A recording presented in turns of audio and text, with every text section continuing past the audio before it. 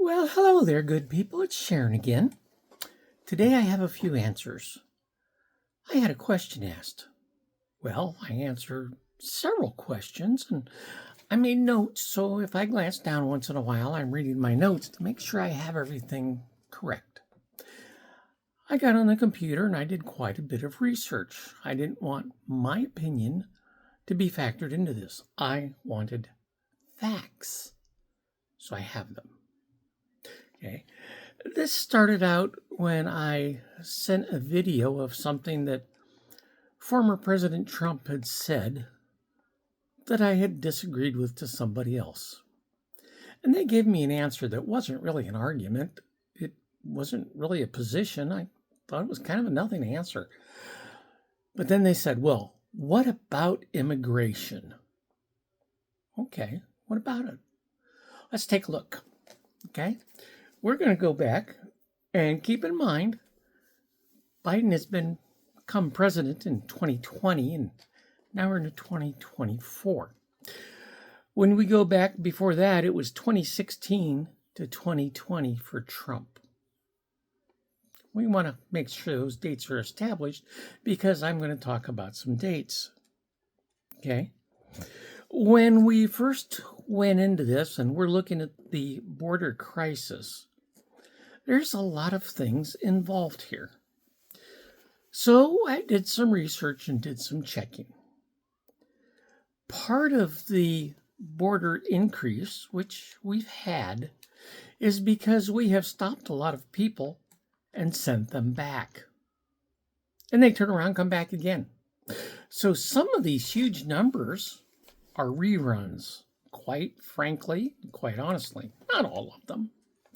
We have other people that come and they're filing for political asylum or various other things, and they get a release to be into the country, and they get a court date so they can be heard by a court to make sure that what they're asking for is valid.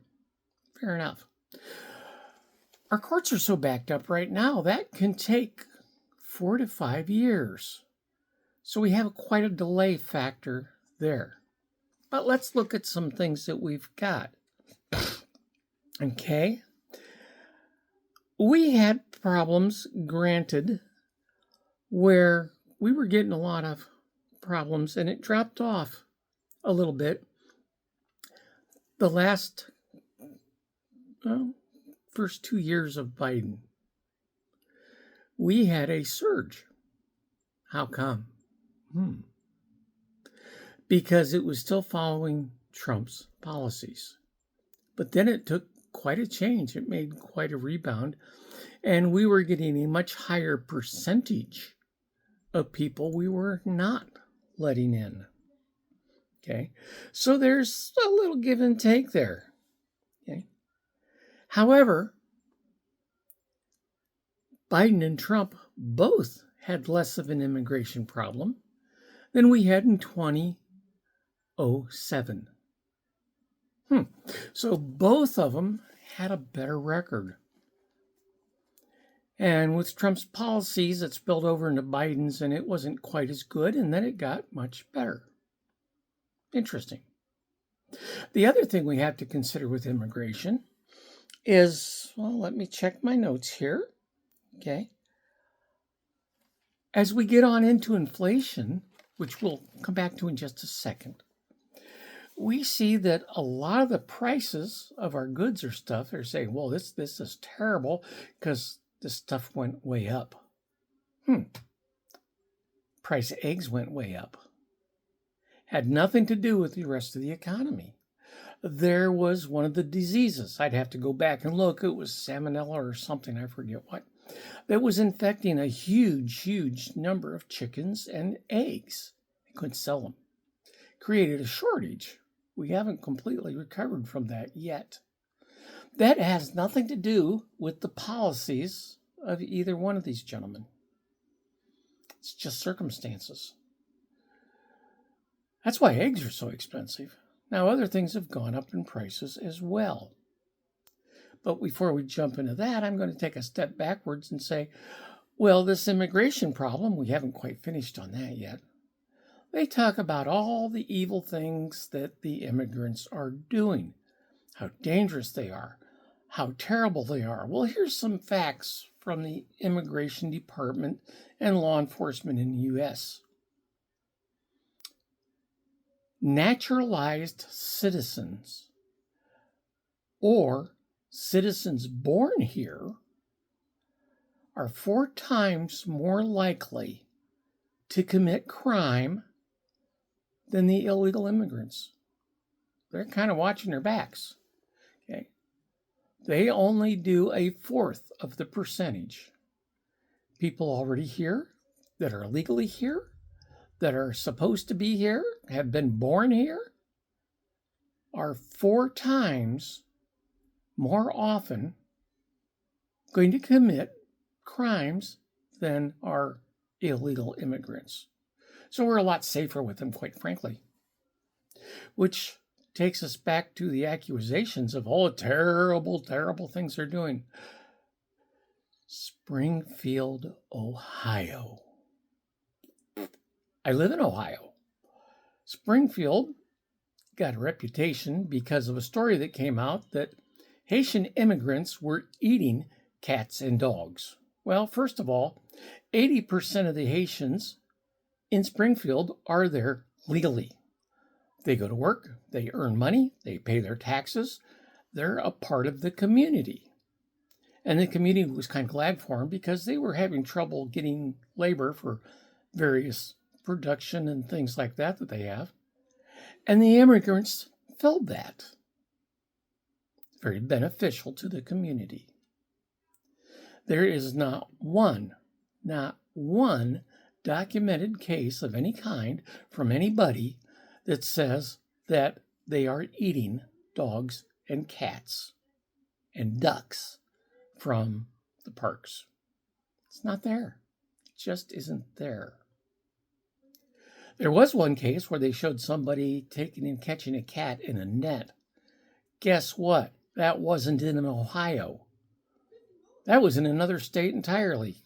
One case of it. It's not happening in Springfield. It's not the Haitian immigrants doing that. And Vance later came out and said, yeah, you know what? I made up the whole thing. It didn't happen. But I wanted to start some controversy. I wanted to get the conversation going. And if you search for that, I did in about 30 seconds, come up with 9 different interviews and clips where he was saying that, yeah, he made it up to create controversy. A lot of the immigration problems that we say we have, we don't. Are there a lot? Yes. But there is less than there was in 2007. Now we go back to the inflation thing. Besides the eggs, what about the other food prices? Man, all that stuff's gone way up. Here's part of it. We actually don't have enough immigrants to take care of some of the jobs that a lot of our citizens don't want to do. They don't want to go out and do some of the farm work and some of the other things. They charge more money. They want union wages, which I understand. I'm not knocking that. But a lot of the immigrants work cheaper. And because the farmers are paying more money to bring crops in and to get them collected and on market and processed, they have to charge more.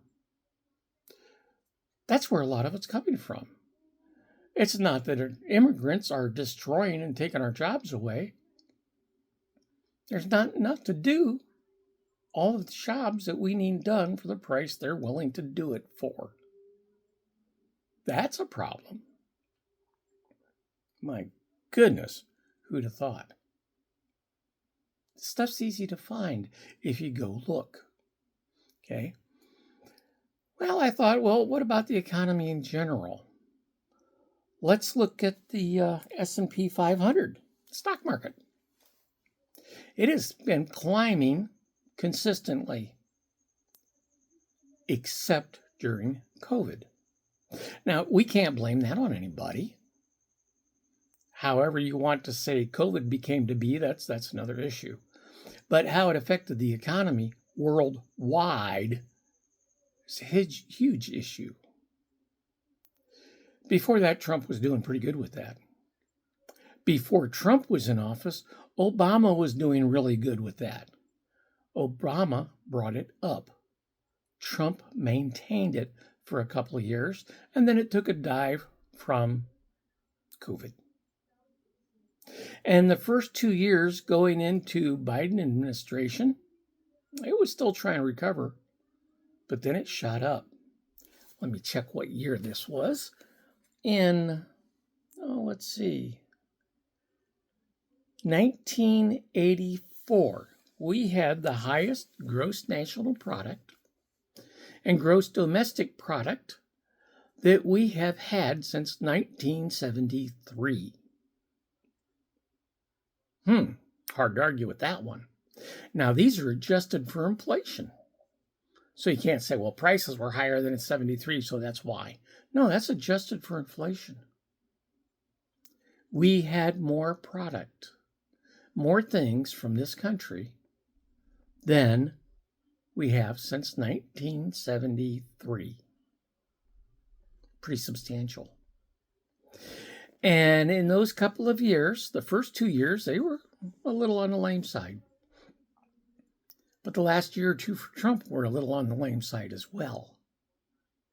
So Biden had to take what he was handed and recover, which he did. And it's climbing. And some people say, well, what about the oil prices? The oil prices went way up because Biden closed the pipeline.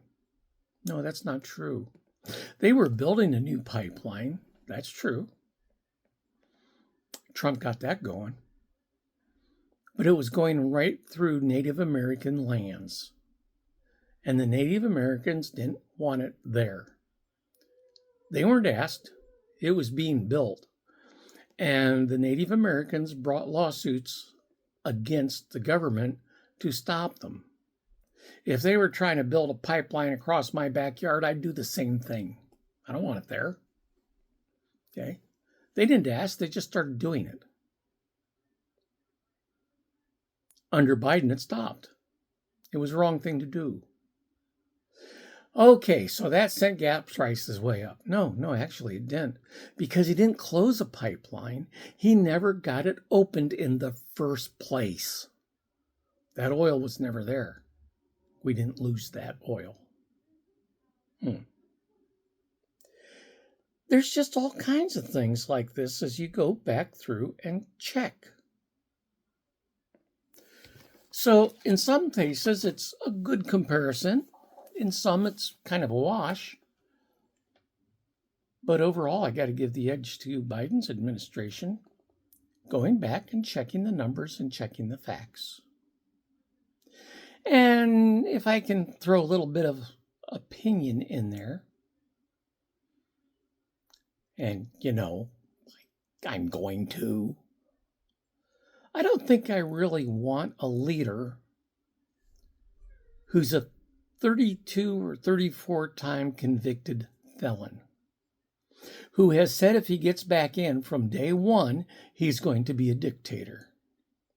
If you folks haven't looked at Project 2025, look at it. Now, Trump denies he was part of that, but he's mentioned in it over 300 times. Had to be relative to it somehow. And now he has another project, I think it's called 47, but I'm not sure about that one. But it's basically the same thing as 2025, slightly reworded. So the bad press that 2025 is getting, Trump can disassociate himself from. Tough beans. And don't blame Kamala for any of this. She was vice president. Any of you ever take 8th grade civics class? The vice president doesn't affect those things. The president does, the Congress does, the Federal Reserve does. The vice president does not. Why didn't she fix it? She couldn't. She didn't have the power, but now she has some plans to do it. I think we ought to give her a chance. Anyhow, just my opinion. You folks have a great evening. We'll see what happens in about a week. Take care. Just Sharon signing out.